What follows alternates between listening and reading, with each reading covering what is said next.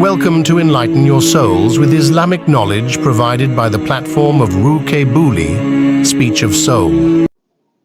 نحمده ونصلي على رسوله الكريم أما بعد فأعوذ بالله من الشيطان الرجيم بسم الله الرحمن الرحيم وعن عائشة رضي الله تعالى عنها قالت إن رسول الله صلى الله عليه وسلم قبل عثمان بن مزعون وهو ميت وهو يبكي حتى سال دموع النبي صلى الله عليه وسلم على وجه عثمان صدق الله العلي العظيم.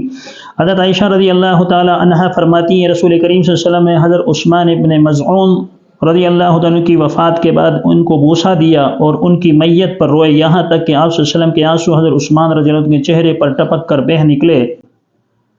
اس حدیث میں حضرت عائشہ رضی اللہ عنہ سے جو مروی ہے سنن ترمذی میں ہے کہ حضرت عثمان ابن مزعون رضی اللہ عنہ کا جب انتقال ہوا، رسول اللہ صلی اللہ علیہ وسلم نے ان کے جو چہرے پر وہ بوسہ دیا۔ بوسہ یعنی ماتھے پر چومنا یا چہرے پر چومنا، اور آپ صلی اللہ علیہ وسلم روئے اور ان کے آنکھوں سے آنسو وہ حضرت عثمان ابن مزعون رضی اللہ عنہ کے چہرے پر ٹپک پڑے۔ حضرت عائشہ فرماتی ہیں کہ رسول اللہ صلی اللہ علیہ وسلم نے اس طرح کیا تھا۔ حضرت عثمان ابن مزعون رضی اللہ تعالیٰ عنہ وہ مہاجر صحابی ہیں جو رسول اللہ صلی اللہ علیہ وسلم کے شیر خوار بھائی بھی تھے۔ آپ صلی اللہ علیہ وسلم کو ان سے بہت زیادہ الفت اور محبت تھی۔ اب اسی طرح مسئلہ یہ ہے کہ کہیں اگر میت ہو جائے تو کیا اسے ماتھے پر یا چہرے پر بوسہ دیا جا سکتا ہے یا نہیں؟ تو اسے بوسہ دیا جا سکتا ہے، سنت رسول صلی اللہ علیہ وسلم سے ثابت ہے۔ یہ حضرت عثمان ابن مزعون کی روایت بھی ہے جو حضرت عائشہ سے مروی ہے۔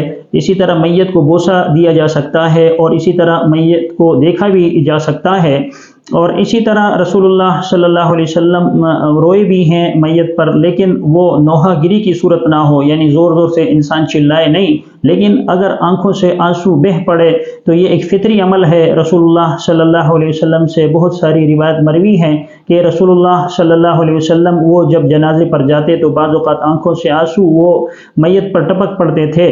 تو اگر کسی کے آنسو بہنے لگے تو یہ منع نہیں ہے، یہ اس سے منع نہیں کیا علماء کرام نے، بلکہ منع اس سے کیا ہے کہ انسان نوحہ نہ کرے، یعنی زور زور سے چلائے نہیں۔ تو اللہ تبارک و تعالی ہمیں رسول اللہ صلی اللہ علیہ وسلم کی ہر سنت پر عمل پیرا ہونے والا بنائے۔ تو اگر کسی نے بوسہ دیا تو یہ جائز ہے، اسی طرح میت کو دیکھنا بھی جائز ہے، لیکن اس کے عیوب کو اگر دیکھے تو اس کو آشکارا نہ کرے۔ اللہ تبارک و تعالی ہمیں رسول صلی اللہ علیہ وسلم کی ہر سنت پر عمل پیرا ہونے والا بنائے۔ آمین وآخر دعوانا ان الحمدللہ رب العالمین۔ Thanks for watching. For more Islamic lectures, kindly subscribe to Ruke Buli on YouTube.